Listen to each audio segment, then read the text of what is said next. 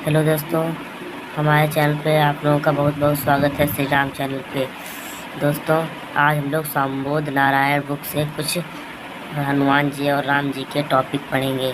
संबोध नारायण का रामायण का मतलब होता है रामायण से संबंधित।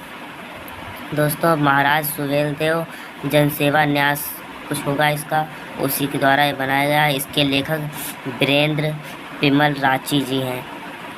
चलिए अब आगे बढ़ते हैं हम लोग। देखो ये क्या लिखा है, श्री सीता रामाभ्याम नमः। हम लोग सब सीता को और हनुमान राम जी को नमन प्रणाम करते हैं। जय श्री राम। अब हम लोग आगे चलते हैं इनके चैप्टर्स पे। दोस्तों, इनको महर्षि वाल्मीकि और तुलसीदास ने मिलकर लिखा था।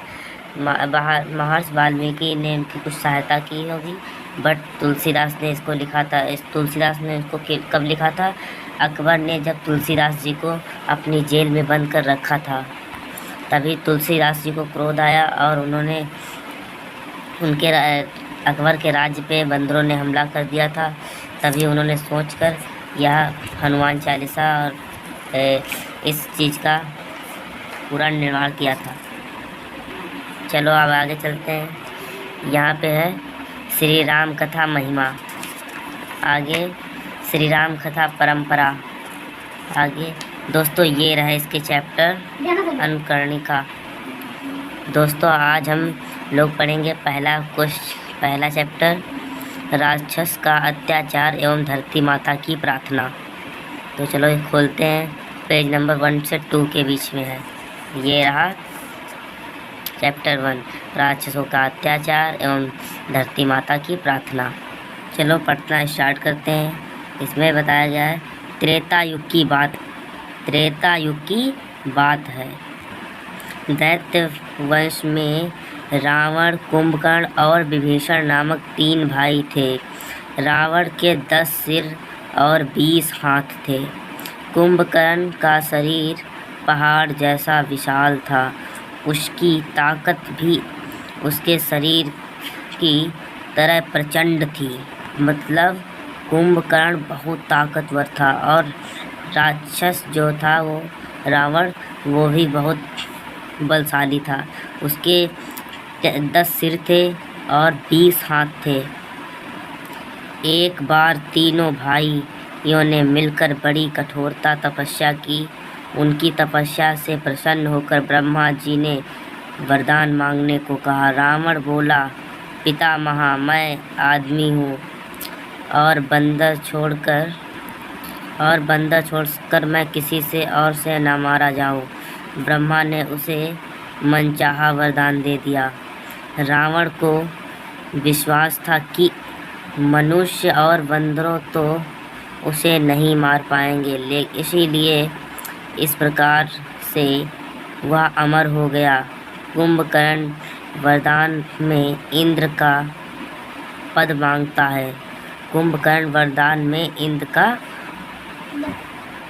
मांगता है। ब्रह्मा जी ने उसका विशाल शरीर देखा। वे सोचने लगे कि राक्षस रोज भोजन करेगा या पृथ्वी जल्द ही उजाड़ देगा। फल फूल अनाज सब समाप्त हो जाएंगे। ब्रह्मा जी के कहने से सरस्वती माता ने उसकी मति फेर दी। अच्छा, मतलब ब्रह्मा जी ने कुछ सरस्वती माँ को संदेश द्वारा या कुछ कैसे भी बताया, तो सरस्वती माँ ने उसका ध्यान फेर दिया, उसका ध्यान बांट दिया। इसीलिए वह वरदान मांगते समय उसने इंद्रशान के स्थान पर निंद्रशान मांग लिया। इस कारण वह 6 महीने सोता था और केवल 1 दिन ही जगता था। छोटे भाई विभीषण भगवान के भक्त थे। उन्होंने भक्त ही का वरदान मांगा। मैं नामक राक्षस ने अपनी बेटी मंदोदरी का विवाह रावण से किया। मतलब रावण से उनका विवाह करा दिया था। एक जो मैं नामक राक्षस था, उसने अपनी बेटी का विवाह रावण से करा दिया था। आगे क्या है, रावण के बेटे मेघनाथ ने उग्र तपस्या की। रावण के छोटे बेटे ने उग्र तपस्या से अनेक सिद्धियां प्राप्त की थी, मतलब अनेक शक्तियां प्राप्त की थी। रावण के भी सभी बेटे, पोते और सेवक दुष्ट और अत्याचारी थे। मतलब जो रावण के जो सारे परिवार में थे सब दानव ही तो थे, दानव राक्षस। तो वो जानते हैं आप लोग कि सारे दुष्ट और बेकार इंसान होते हैं। इंसान नहीं, एक तरीके से वो लोग राक्षस ही होते हैं। चलो देखते हैं अगला पैराग्राफ क्या है। रावण ने एक दिन समुद्र के बीच में त्रिकूट पर्वत पर बसी हुई लंका नगरी को देखा। वहाँ एक सुंदर सोने का महल था। उसने ढेर सारी चमकती हुई सुंदर मड़ियाँ जड़ी और वहाँ यक्ष जाति के लोग बसेरा करते थे, मतलब वहाँ पे यक्ष जाति के लोग रहते थे। रावण के मन में लालच आया। उसने अपनी सेना सहित चढ़ाई करके यक्षों को खदेड़ दिया और वह अपने परिवार को सैनिकों के साथ वहाँ रहने लगा। एक दिन वह कुबेर से उनका पुष्प विमान छीन कर ले आया। अच्छा, जो ये राक्षस रावण था उसके पास खुद का जो विमान था वो खुद का नहीं था। उसके बेटे और पोते और सैनिक चारों ओर जाकर अत्याचार करने लगे। मेघनाथ ने तो इंद्र को ही हरा दिया, मतलब मेघनाथ जो था राक्षस उसने इंद्र देवता को ही हरा दिया। तब से उनका नाम इंद्रजीत हो गया। रावण जब गदा लेकर चलता था तब धरती डोलने लगती थी, मतलब रावण इतना बलशाली था। इससे उसे अपने बल और बहुत शक्तियों पे घमंड हो गया। उसने अपने सैनिकों को कहा, जाओ पृथ्वी पर फैलकर यज्ञ हवन पूजा पाठ जप तप श्रद्धा और सब बंद करा दो। देवताओं को पकड़कर बंदी बना लो। आदेश मिलते ही सभी राक्षस उपद्रव मचाने लगे। चारों ओर हाहाकार मचा गया। सभी राजा लोग रावण की अधीनता स्वीकार करने लगे।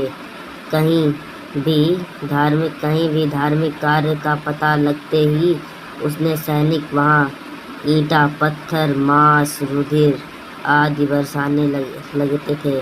धार्मिक स्थान पर पवित्र नष्ट कर देते थे। वे भक्तों के गांव में आग लगा देते थे। इस प्रकार धर्म भी क्षीण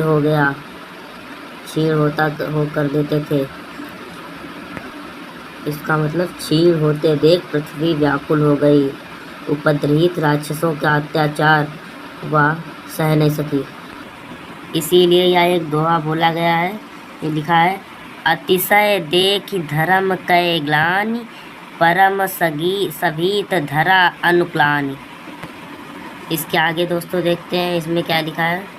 धरती हम सबकी माता है, निर्देश प्राणों पर अत्याचार देख वह बहुत दुखी हो जाती है। वह गाय के रूप में बनकर मुनियों और देवताओं के पास गई। वह सब बहुत दुखी थे, अतः सभी मिलकर ब्रह्मा के पास गए। ब्रह्मा ने कहा, भगवान ही एक ऐसा विपत्ति से हम सब की रक्षा कर सकते हैं। धरती माता ने पूछा, पितामह, हम लोग भगवान को कैसे खोजें? तब कोई बैकुंठ जाने तो क्षीर सागर में भगवान से मिलने की बात करने लगे। उस समय शंकर जी बोले, भगवान तो सभी जगह एक समान रूप से वायु में भी है। वे सभी देशों में है। वे हर समय उपस्थित है, लेकिन वे प्रेम के द्वारा ही प्रकट होते हैं। जैसे लकड़ी की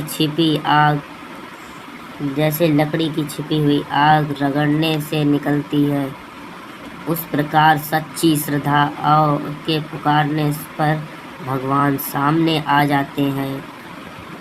इस पर शंकर ने एक दोहा बताया है। दोहा है, हरि व्यापक सर्वत्र समाना, प्रेम ते प्रगट होई मैं जाना। आगे क्या है? यह सुनकर सभी लोग गदगद मन से भगवान की प्रार्थना करने लगे। सामूहिक प्रार्थना में खुश होकर भगवान ने आकाशवाणी की। भगवान ने कहा, आप लोग भय छोड़कर अपने अपने स्थान पर जाओ, मैं राक्षसों का नाश कर देते अवतार ले लूँगा। मतलब उन्होंने बोला था कि मैं जब अवतार लूँगा तब मैं राक्षसों का नाश कर दूँगा। मैं राजा दशरथ और रानी कौशल्या के पुत्र के रूप में धरती पर आऊँगा। इस प्रसंग से सामूहिक प्रार्थना में शक्ति का पता चला। सच्चे मन से की गई प्रार्थना, भगवान की प्रार्थना हमेशा सच्चे और अच्छे फल देती है। जब समस्या देश और समाज की होती है तो प्रार्थना भी एक साथ मिलकर करनी चाहिए। मिलजुल कर किया गया हर शुभ कार्य सफल होता है। थैंक यू दोस्तों, थैंक यू। दोस्तों, हनुमान और भगवान ने भी बहुत कष्ट सहे राक्षसों से छुटकारा पाने के लिए और धरती को छुटकारा पाने के लिए। चलो दोस्तों, आज के लिए इतना ही। अगले दिन देखते हैं, एक नया पाठ पढ़ते हैं। अगला पाठ क्या है? अगला पाठ है श्री राम अवतार की पवन लीला। ये भाग 2 में मिलेगा। जो मैंने अभी बताया है ये है हनुमान के नाम से होगा हनुमान भाग 1।